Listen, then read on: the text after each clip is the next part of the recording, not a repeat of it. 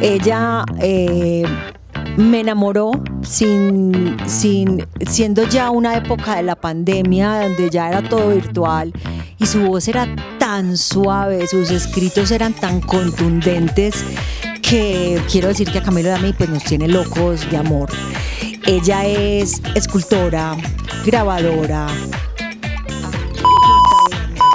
Ella es grabadora, pintora, diseñadora. Ella estudió puede ser diseño gráfico. Me encuentro con la artista de renombre nacional, internacional de Medellín, Male Correa. ¿Cómo estás? No tan internacional, pero muy bien, Pao. Bueno, digamos que en vía, pero estoy muy bien y muy contenta con esta invitación. Male, ¿quién fue Luis Fernando Escobar en tu vida? Mira, Luis Fernando Escobar es mi maestro.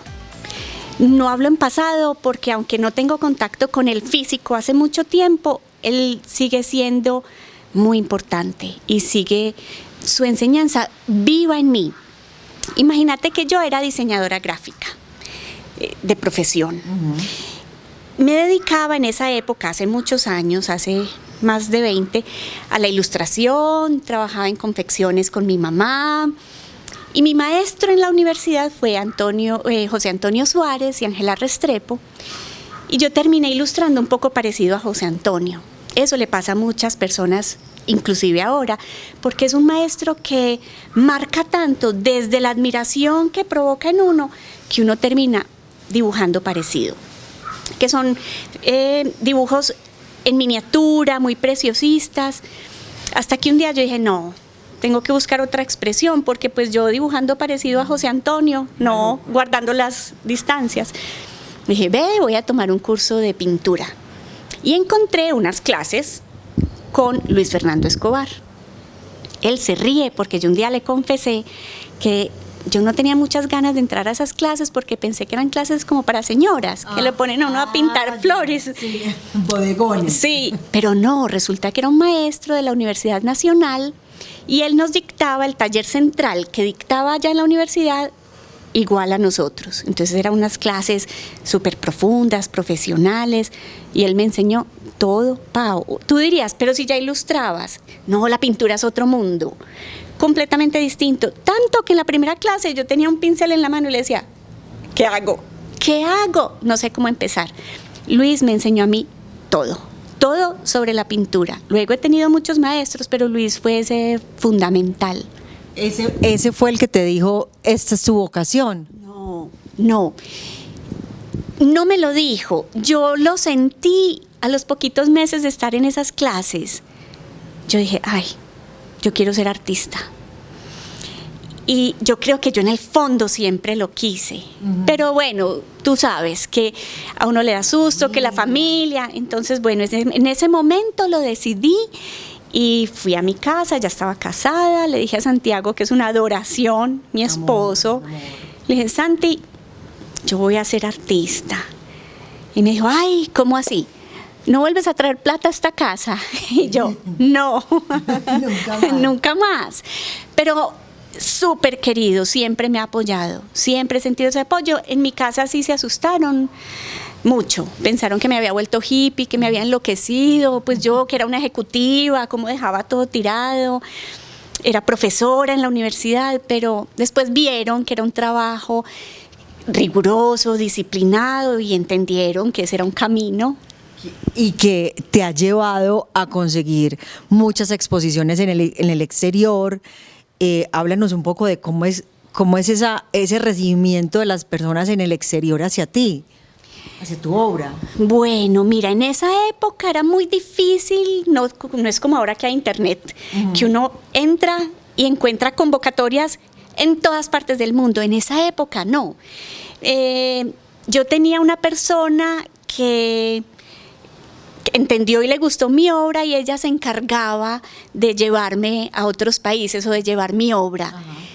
En esa época yo pintaba el barrio Guayaquil.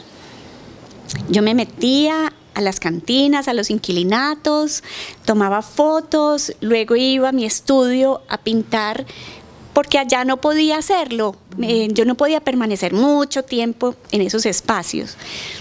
Y esa obra viajó a Europa, a muchas partes, y pasaban dos cosas.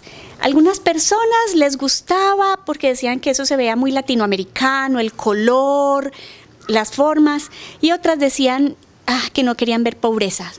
Eso me pasó, ¿sabes dónde? En Estados Unidos, que es un mercado muy distinto al europeo. Sí, muy. Sí, en Estados Unidos querían obras grandes, coloridas y que no fueran tristes. Me recibían mejor como en Europa, donde entendían más un poco lo social y lo que yo planteaba en esas obras. ¿Cuál fue de esos premios, porque vi que ganaste varios, cuál fue ese premio? Sé que todos han sido muy significativos, pero ¿cuál fue el que tú dijiste, wow, wow? Bueno, el premio más wow, como tú dices, son los Premios Nacionales de Cultura que otorga la Universidad de Antioquia. Uno no trabaja para los premios. Tú como escritora sabes eso, que si vienen son muy bienvenidos, pero no es el motor para la creación. Pero cuando llegan, se siente como un fresquito porque es como un aval, como que una voz autorizada dice, esta obra tiene peso, esta obra vale la pena, esta obra hay que mirarla. Esos premios para mí fueron una plataforma muy importante, lo recibí en el 2018, fue en la categoría de dibujo, sí, que me encanta porque yo soy dibujante y hubo un tiempo atrás, más o menos hace unos 10 años, en los que dibujar era muy mal visto. ¿Por qué? Había como una tendencia en el arte hacia lo expresivo, hacia casi el dibujo torpe, una cosa muy, como te digo, muy suelta, muy expresiva, y el dibujo juicioso, muy realista, era como mal visto. Entonces, yo luché muchos años contra eso, yo decía, no puedo irme contra mi esencia, yo soy así, dibujo así, y fui fiel a eso, y entonces fue muy importante haber recibido ese premio como un espaldarazo al dibujo, y en parte eso se dio por un maestro que hubo aquí en Medellín, que es Oscar Jaramillo. Yo he estado en una búsqueda de un dibujo menos académico, un dibujo muy contemporáneo. Por eso me encanta haber ganado este premio, porque era como, bueno, ¿qué se hace en el dibujo hoy en día?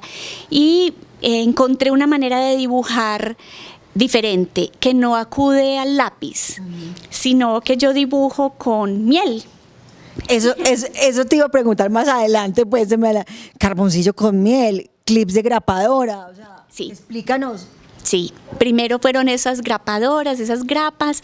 Yo hacía unos dibujos en gran formato en los que cada línea es una grapa. O sea, yo no uso lápiz ni papel, sino un bastidor grande de madera entelado en lienzo y grapadora. Cada línea es como si hiciera un grabado. En el grabado, tú no tienes el lápiz con el que puedes diferenciar varios tonos por la presión que haces con el lápiz al papel, sino que cada línea, todas las líneas tienen el mismo tono. Los grises se logran por superposición de líneas, y eso es lo que yo hacía con las grapas, es simplemente dibujar. Sí, es otra manera de dibujar. Y con la miel, yo siempre busco que la técnica que use tenga estrecha relación con el concepto, con el mensaje que quiero transmitir. Y en ese momento estaba pensando en el tema de la identidad, que es lo que me ocupa siempre, sí. Pero quería hablar de la transformación, porque es que, Pau, uno está en constante transformación. Uno tiene una esencia, pero tú sales de aquí y ves un aguacero y eso te puede transformar. Entonces pensé, ¿qué material puede hablar de transformación? Y pensé en la miel, porque la miel a veces se cristaliza, como que se detiene y se solidifica, pero luego vuelve, si tienes calor, si le imprimes calor, por ejemplo, ella vuelve y se derrite. Y empecé a hacer ensayos Y empecé a hacer esos dibujos en los que yo uso el tarro, como un tarro de salsa de tomate, lleno de miel directamente. Levanto el papel y esa miel se chorrea, entonces yo no controlo el dibujo, que me interesa mucho el azar, que como tengo una personalidad un poquito controladora y cuadriculada. No sabía, sí, no parece.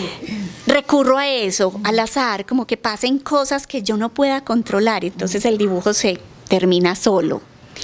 Pero en un principio ese dibujo es invisible porque la miel es casi del mismo color del papel que uso. Luego yo vierto polvo de grafito, sí, y el polvo se adhiere a los sitios donde hay miel. Entonces el dibujo aparece, es como una magia. Yo puedo controlar dónde cae el grafito y dónde no, un poco, pero hay ese componente de azar, de magia, de lo inesperado. ¿Cómo influye ya en tu obra conocer a tu papá a los 30 años? Bueno, tanto en mi obra plástica como en la literatura, eso tenía que contarlo, porque si no, yo me iba a ahogar. ¿Cómo no cuento esta historia? Para resumírtela, yo tenía 27 años cuando en la prensa apareció un artículo diciendo que el doctor Mario Correa Barrera venía a Medellín como director de Fiscalías de Antioquia. Pero tú sabías quién era su papá, o sea, sabías cómo se llamaba. Yo sabía cómo se llamaba, detrás de la puerta del closet del cuarto que compartíamos mi mamá y mis 3 hermanos, había una fotico tipo carnet, yo sabía que ese era mi papá, pero más allá de eso sabía muy poco. Sé que era un alcohólico, sabía, no más. Hasta ahí. Cuando supimos que venía, mi hermana y yo acordamos una cita, llamamos a la Alpujarra, al centro administrativo, lo fuimos a conocer, nos presentamos. ¿Cómo? O sea, ¿cómo te presentas con tu papá? Sí, eso es muy fuerte, un poco gracioso también, porque por teléfono habíamos acordado la cita y se ve que él le había contado a los trabajadores de allá, a los empleados, porque cuando llegamos sentíamos el cuchicheo de todos diciendo, las hijas del doctor, las hijas del doctor. Nos presentamos, fue una reunión que duró 10 minutos, pues no había mucho que decir, que pues es un completo extraño, pero quedamos en contacto. Yo lo empecé a llamar por teléfono porque primero como por pesar, porque bueno, él era un alcohólico, desde que nacimos perdimos todo contacto con él, pero se recuperó y pasó, eso es como si hubiera estado dormido 30 años, entonces él llegó aquí sin familia, sin amigos, y yo lo llamaba casi como para que le sonara el teléfono porque al poquito tiempo él se jubiló. Y en ese ejercicio de llamarlo o de salir a almorzar los viernes, nos hicimos amigos, súper amigos. Y pasaron tantas cosas en ese transcurso de conocernos, acercarnos y hacernos amigos, que tuve que plasmarlo en el grabado, en la pintura y en la escritura. Ahora en la escritura, cuéntanos que estás en clase con el maestro Luis Fernando Macías, ¿qué va a pasar? ¿Qué es lo que va a pasar contigo? ¿A qué te refieres? ¿Qué va a pasar? ¿A la noticia que ibas a dar? Bueno, aprovechemos para dar esa noticia, y es que asisto al taller de escritores que dirige Luis Fernando Macías, nuestro profesor, maestro y amigo. Y un poco sin ninguna pretensión, empecé a escribir eso y se fue conformando un libro. Bueno, pues ese libro próximamente saldrá editado, sí, lo va a publicar la editorial Otra Balsa, que es una editorial independiente de unas personas serias, juiciosas, muy conocedoras del oficio. Entonces eso me tiene súper contenta. ¿Cómo? O sea, antes de que conocieras que tenías ese don para la escritura, porque a lo mejor uno lo conoce tarde ya, ¿cómo mezclabas? O sea, leías, me imagino que los referentes que tenías de lectura influenciaban un poco tu arte, ¿o estoy equivocada? No, tienes mucha razón. Yo llegué a la escritura, bueno, hace mucho tiempo, cuando yo tenía 20 años, ya era alumna y amiga de Luis Fernando. Somos amigos de toda la vida. De toda la vida. De toda la vida. Él fue mi profesor cuando yo estudiaba diseño. Y en alguna de las clases me dijo, usted es poeta. Y yo le dije, ay, profe, no charle con eso. Y me dijo, yo con eso no charlo. Y yo empecé a escribir algunos poemas, pero afortunadamente me alivié por muchos años. Yo no volví a escribir hasta muchos años después, cuando volví al taller, porque cuando mi papá se jubiló, yo decía, ¿y yo cómo lo entretengo? Pues, ¿qué hace mi papá jubilado, sin amigos, sin familia, sin nada? Y le dije, ve, vos que sos tan buen escritor, te voy a recomendar un taller de escritura, y lo recomendé con Luis. Y al tiempito yo volví, dije, ve, voy a volver a las clases de Luis. Pero volví con una intención. Quería enriquecer mi trabajo de pintura, porque siempre me ha interesado la poética de la imagen. Y eso pues donde se encuentra. Pues, yo dije, un curso que diga poética de la imagen parte 1. Yo intentaba leyendo a Heidegger, pero eso es muy difícil, muy pesado, muy denso. Y dije, ve, si yo encuentro la poética en el texto, eso de pronto me ayuda con la pintura. Yo ya había hecho un experimento cuando era profesora en Bolivariana, que dictaba ilustración y hacía un juego con mis alumnos. Yo les enseñaba las figuras retóricas, que era una hipérbole, una metáfora, una anáfora, y eso lo trasladábamos a la imagen y salían unas cosas muy chéveres. Pero en mi obra usaba metáforas, por ejemplo, pero dije, bueno, vamos a ver dónde está la poética. Y entré a las clases de escritura otra vez con Luis. Y bueno, en esa búsqueda de la poética empecé a trabajar textos, a componer textos y encontré la prosa, que yo no había experimentado sino con el poema Sardinita. Y empecé a escribir cuentos, luego unas estampas en las que contaba esa historia de mi padre, y ahí se fue conformando ese libro que próximamente va a salir publicado. Pero entonces esa fue la vía. Buscando enriquecer mi pintura, encontré que quiero ser escritora. ¿Y podemos saber cómo se llama el libro? Sí, se llama Dos Conocidos, como si dijeras desconocidos, pero con O. Realmente mi papá y yo fuimos dos conocidos. Sí. La música. Obviamente viene acá la música. ¿Qué papel ha jugado la música y esos artistas que te han gustado tanto? O no tiene que ser que yo pinte este cuadro de Cerati porque soy fanática de Cerati. No. La influencia es en el fondo, pienso yo. ¿Cómo ha influido? Porque sé que eres fanática de un género, que lo bailas a la perfección. ¿Cómo ha influido la música en tus obras? Bueno, hablemos de la música y del baile. Okay. La música, yo soy rockera. Rockera, pero la música es muy importante cuando voy a crear. Yo casi que me pongo en un estado de ánimo gracias a la música.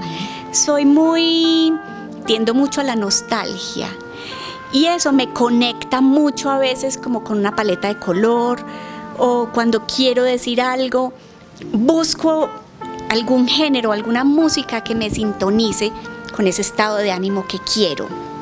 Ejemplo, nostalgia. Por ejemplo, tangos. Pongo tangos o pongo blues o Wish You Were Here de Pink Floyd, algo que me llegue así como al corazón y uno diga, listo, ya tengo como este estado de ánimo que me permite decir lo que quiero decir en en esta obra. También alegres, sí, o festivos, y voy a chorrear pintura y también me apoyo mucho en la música. Me gusta el flamenco. Bueno, canto horrible, no toco ningún instrumento. Ese es como mi acercamiento a la música.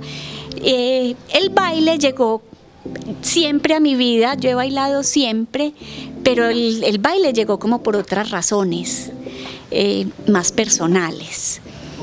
Yo no sabría decir todavía si eso ha influenciado mi pintura o mi escritura.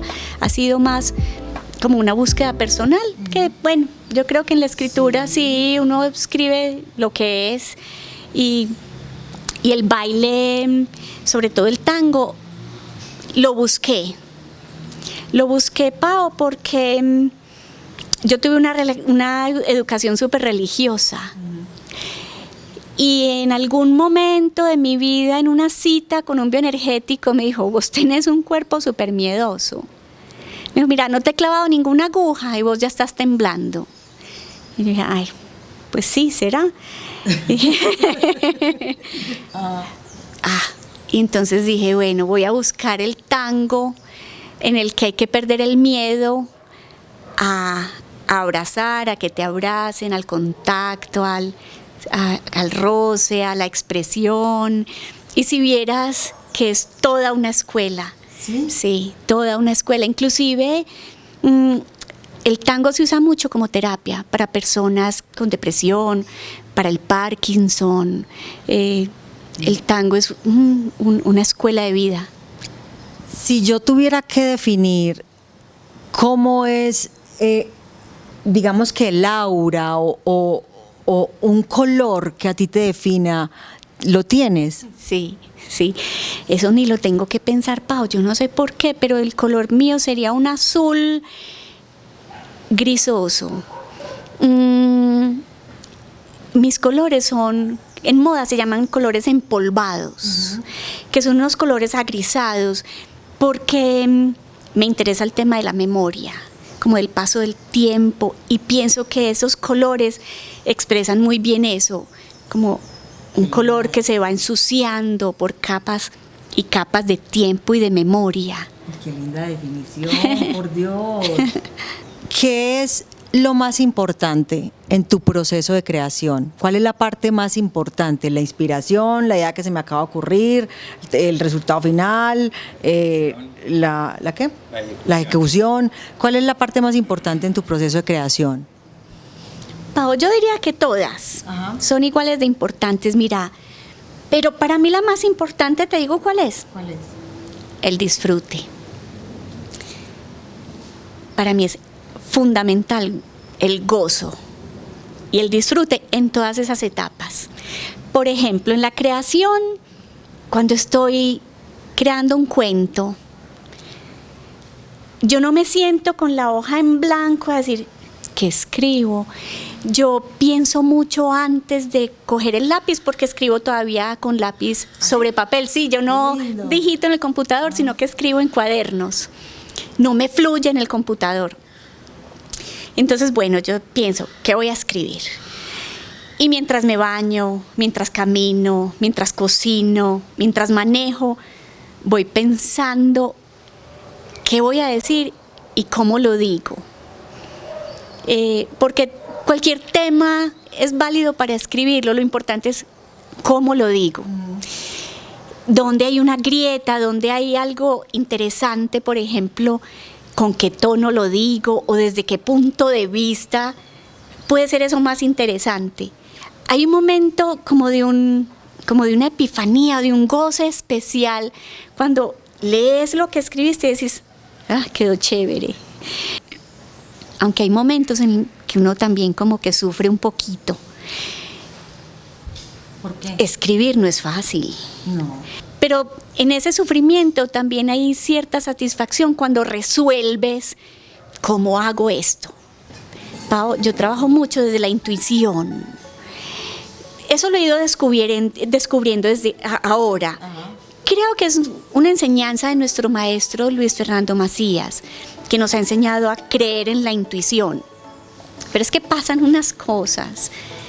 Mira, yo al principio pintaba el barrio Guayaquil y en mi primera exposición una señora dijo, ay, pero esta niña bien, ¿por qué pinta borrachos y cantinas? Yo no sabía qué contestarle, a mí me dio hasta rabiecita. Yo dije, ¿por qué? Porque sí, porque me gusta. No sé por qué me gustan esas cosas de apariencia como vieja, el barrio Guayaquil es como anclado en el tiempo. Allá yo encontraba los catres que había en las casas de las abuelas, las baldosas viejas de las fincas o de los pueblos. Eso me gustaba, no sabía por qué. Mucho tiempo después, cuando encontré a mi papá y nos hicimos amigos y él me contó sus historias, él me contaba que cuando estudió Derecho aquí en Bolivariana, era el guayaquilero más guayaquilero. Se inventó a Guayaquil. Se lo inventó, sí. Se lo bebió, se lo vivió. Y en ese momento yo hice clic. Yo iba a Guayaquil buscando al padre. Era una cosa totalmente inconsciente, pero ahí estaba. Y entonces eso me ha pasado mucho en mi trabajo. Trabajar desde lo inconsciente y después hacer conciencia, pero eso requiere como el paso del tiempo. ¿Cuál ha sido tu mayor lección de vida? ¿Qué pregunta? No voy a pensar. Voy a decir lo primero que se me venga a la cabeza. Mi mayor lección de vida me la enseñó mi mamá. Cuando cada vez que conseguíamos un trabajo nuevo, teníamos algún logro, por chiquito que fuera, ella nos decía, humildad, mis hijitos, humildad. Yo creo que esa ha sido la mayor lección. ¿Cuál es la persona que tú conoces que todos nosotros deberíamos conocer, que no hemos conocido? Sea famosa, sea no famosa, pero que diga uno, es tan interesante o te va a aportar tanto al humano que lo deberías conocer. Pao, yo antes de la entrevista decía, bueno, ojalá que Pao no me haga esas preguntas tan difíciles que le ha hecho a otros. Ya empezaron. Esa persona que no conozcamos. Que yo no conozca, pero que sí. Tú conozcas. Bueno, no voy a decir Luis Fernando Macías, que sería una respuesta porque tú lo conoces. Exacto. Pero esa persona fundamental que no conoces, yo creo que sí sería mi madre. Es de una sabiduría, de una generosidad, de un empuje, de una capacidad de salir adelante, que valdría mucho la pena conocerla. Sí, la van a conocer un poco a través de mis textos, porque escribo un poco sobre ella y ahí aparecen cositas sobre ella. ¿Qué piensan tus hijas de ver a una madre como tan talentosa, tan diferente a las madres que tienen sus amigas, sus novios, sus amigos? Yo creo que ellas me ven como muy normal, como ellas gozan y me felicitan y me apoyan, pero soy una mamá común y corriente, de esas que un adolescente le dice, mamá, ¿vas a salir así? No, devolvete y te pones otra cosa, que nos pasa a todas las mamás de las adolescentes, por ejemplo, cuando estaban más chiquitas. Pero ahora somos pues como muy compinches, como te digo, me apoyan, siento mucho amor de parte de ellas, pero yo no creo que me vean como muy rara. Sí dicen a veces, esta mamá mía es como rarita, me ven como un poquito hippie o les da risa cuando me ven en un concierto de rock, pero se ríen. Esa pregunta se lo he hecho a varios entrevistados y es, si tú tienes la oportunidad de volverte a decir una sola cosa hace 20 años a ti misma, ¿qué te hubieras dicho hace 20 años? Ay, ¿sabes qué? Tampoco voy a pensar. Dale. Yo me hubiera dicho, no sufras tanto. Es que tiendo o tendía como a tomar la vida tan a pecho, tan en serio, como con una actitud tan trascendental, que sufría un poco más de la cuenta. Ahora que tengo más de 50 años, veo que hay que soltar un poco y que fluir, y que eso te evita un poco el sufrimiento.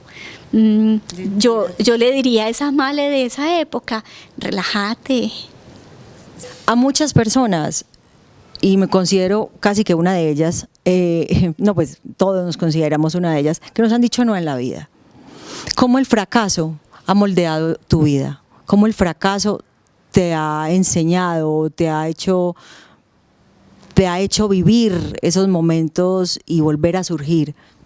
No, pues el no está presente en la vida de uno tantas veces, pero creo que en la vida de un artista está más. Ay, sí, Pau, mucho. A veces veo por ahí entrevistas como para consolarme un poco y digo, bueno, le dijeron no tantas veces a García Márquez, le dijeron no tantas veces a Van Gogh, que listo, venga el no. El no moldea, pero a veces es imposible no dudar, porque uno dice, ¿será que mi obra no está bien? ¿Será que no lo hago bien? Es inevitable a veces hacerse esa pregunta, porque es que en el arte hay tanta subjetividad. ¿Quién te asegura que esa obra está bien hecha, vale la pena, le llega a las personas? No es como una cifra matemática, que tú resuelves un problema, o de física, que dices, está bien resuelto, tiene el resultado que es. El arte es muy subjetivo, depende de tantas cosas, que aunque uno se evalúe y uno diga, bueno, mi trabajo está bien hecho. En lo formal está bien resuelta la técnica, formalmente está bien.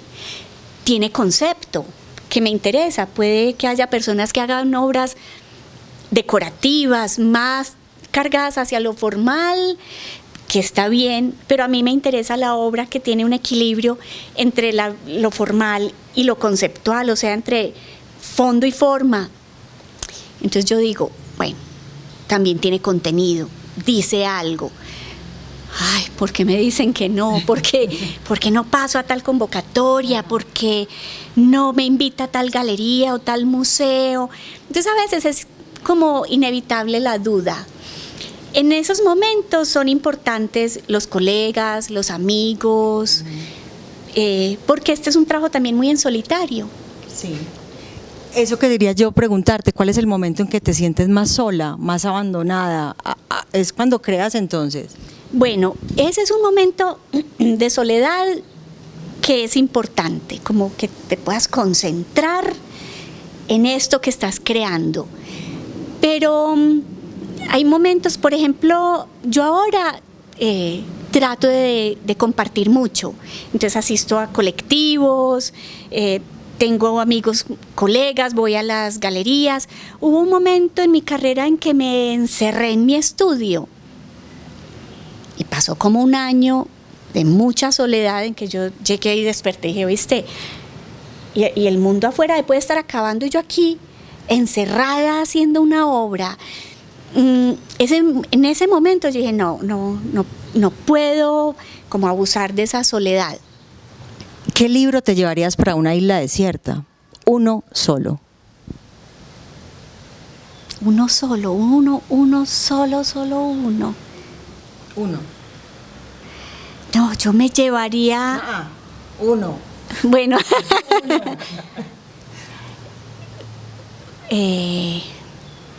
Pedro Páramo, de Juan Rulfo. Ese sería ese ha sido mi acompañante, y en el momento de la isla desierta creo que tendría que ser ese. Okay. Ajá. ¿Por qué? Es un libro inagotable. No sé cuántas veces he leído yo a Rulfo, y en cada frase vuelves y encuentras un universo entero. Si yo fuera a hacer una exposición de Male, ¿cómo la llamaríamos?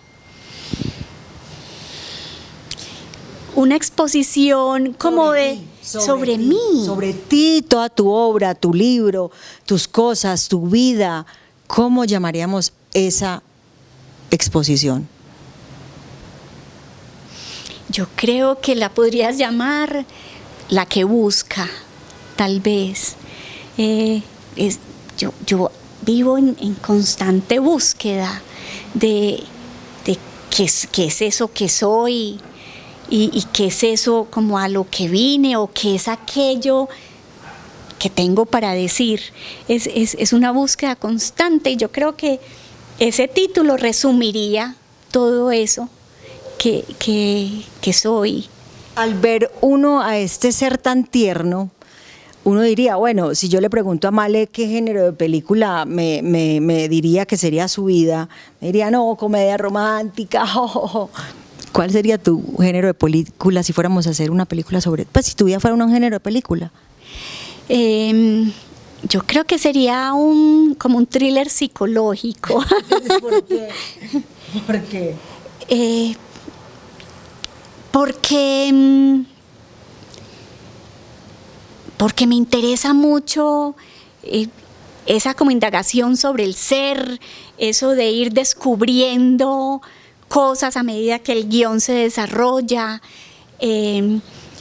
No te digo que una película romanticona, porque eso me parece muy plano. Ajá. Y las veo y me encantan, sí, pero la película de mi vida sí sería más como un thriller psicológico, aquello donde sucede un poco lo inesperado, donde la vida da un giro y todo se vuelve al revés, pero después eso te lleva a un descubrimiento. ¿Cuál es si tú tuvieras que decirle en este momento a alguien, pedirle perdón, ¿a quién le pedirías perdón? Ay, otra vez esas preguntas. Perdón. Juepucha, es que esa palabra. Entonces, agradecimiento, cambiémosla. Mira, a mí no me cuesta pedir perdón. Inclusive cuando mis hijas estaban chiquitas, yo las regañaba y les pedía perdón. ¡Ay, qué ternura! ¡Qué ternura! Yo las regañaba y después decía, juepucha, ay, yo soy un ogro, qué bruja regañona. Y chiquitas, decía, ay, ¿qué importa? Que yo pierda toda autoridad. Y yo les decía a mis amores, ay, perdónenme porque grité, porque fui un ogro horroroso. Entonces, no me cuesta pedir perdón, o sea, no tengo como una personalidad así como orgullosa que yo dijera, no le pido perdón, no. Pero es que cuando me preguntas eso, a lo que me llevas es a preguntarme, ay, entonces, ¿yo a quién he ofendido? Por eso me choqueó tanto esa pregunta, porque me llevó a eso. ¿A quién tendría yo que pedirle perdón? Y todavía siento aquí como una cosa por dentro, que con seguridad uno a veces ofende sin intención. Bueno, no se me ocurre como esa persona puntual, pero si con seguridad a todos los que he ofendido, si fuera consciente de eso, yo les pediría perdón, claro. Que son un montón, uno ofende a todo el mundo. Uno ofende a muchas personas sin darse cuenta. Exacto. Muchas veces, sí. Bueno, ya como el tiempo en la televisión es tan corto y nos pagan tan poco, ¿hay algo que harías durante de una semana para ver una fila, para ver algo, escuchar algo o ver a alguien?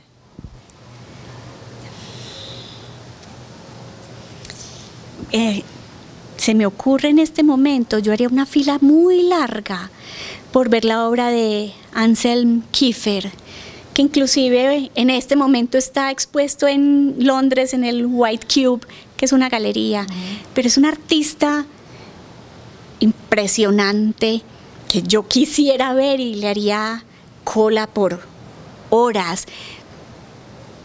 También haría cola por ir a una charla con Juan Rulfo. A esa sí le haría cola más larga, de meses, por estar un ratico con él. Sí. Y ya para finalizar, ¿qué te gustaría que te dijera Dios cuando llegues al cielo? Si es que crees en Dios, en lo que creas. Buda, Alá, puede ser lo que sea. ¿Qué te gustaría que te dijera ese personaje cuando llegaras al lugar donde tienes que ir? Yo eso lo pienso a veces, no lo que me dijera cuando llegue. Yo quisiera que él me dijera, él o ella, porque puede ser una ella, hiciste la tarea. Yo eso es algo que he pensado desde muy chiquita, sí. A mí me preocupa desde chiquita irme sin hacer la tarea, porque es que, Pau, uno no viene aquí porque sí. ¿Y cuál sería la tarea completa? La tarea es de cada uno. Yo creo que la vida le va mostrando a uno a qué vino. Hay que hacer ahí como un poquito, tener como estar atento, ¿cierto? Y creo que eso es lo que yo he hecho a través de mi vida y de mi carrera artística. Por ejemplo, muy sardinita, yo vi que en mi familia todos mis tíos, mi mamá, mi abuela, tenían matrimonios fracasados. Y yo muy chiquita dije, yo no voy a perpetuar esa cadena. Entonces pienso que son esas pequeñas tareitas que uno va descubriendo en la vida de hacer conciencia. O por ejemplo, de acercarme a mi padre. Si yo no me hubiera acercado a él, si yo me hubiera quedado con ese rencor para siempre, creo que estaría pensando en este momento, no hiciste la tarea. Entonces son esas cositas pequeñas de cada uno en su existencia que son como pequeñas tareas que me gustaría que me dijeran, sí, la hiciste. Una pregunta que sí quiero hacer a nivel personal. ¿Quién es Pablo Carbonell en tu vida? Ay, Pablo Carbonell, ¿sabes quién es? Un espejo. Es que a mí me encantaría ser como Pablo Carbonell, desparpajado. Bueno, asumimos que todo el mundo sabe quién es. Para los que no saben quién es el vocalista de Los Toreros Muertos. Hemos hablado aquí de cosas profundas, pero Los Toreros Muertos le cantaban a la agüita amarilla, a la nada, y ese desparpajo, ese humor, ese no me importa lo que piensen de mí, es para mí un ejemplo, un espejo. Yo quisiera ser como Pablo Carbonell, ese gozarse la vida de esa manera, ese no tomarse tan en serio. Y esa inteligencia, ojo. Claro, con esa es que eso es ser muy inteligente, no tomarse tan en serio, ser lo que uno es, sin prejuicios, sin miedos. Es inteligencia, es sabiduría. Male, para mí ha sido un honor, para Camilo sé que también, entrevistar a semejante artista de esta talla, de este nivel, que nos hayas abierto el espacio de tu taller. Mil gracias por este gran espacio. No, a ustedes por esta invitación. Yo sigo tus entrevistas, me encantan. Gracias. Me parece que hay un formato fresco, divertido, en el que muestras unas facetas no tan conocidas de tus entrevistados, pero que llegas al fondo de ellos, y estar aquí es para mí un honor. Les agradezco. Gracias. A ti, Male, a ti. Nos despedimos con la manito. Ah. Chao. Chao.